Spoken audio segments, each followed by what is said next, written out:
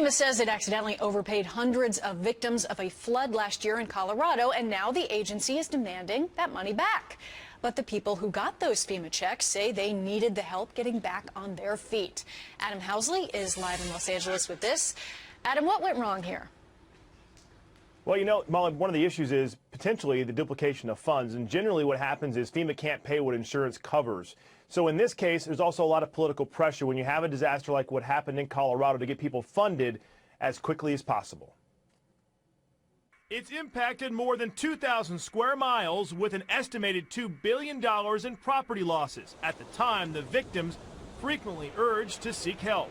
FEMA assistance is not guaranteed.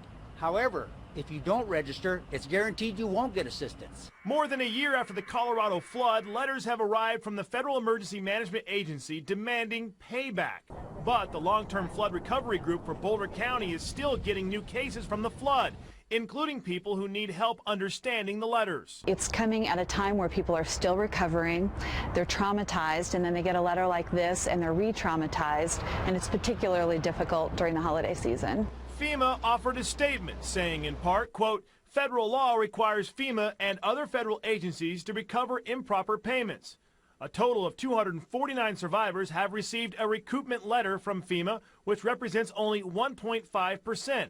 As former head of FEMA, Michael Brown explains, it's a no-win situation. So the very same congressman that put pressure on FEMA to get money out the door as fast as possible will be the same people who will then criticize FEMA and rake them over the coals for wasting taxpayer money.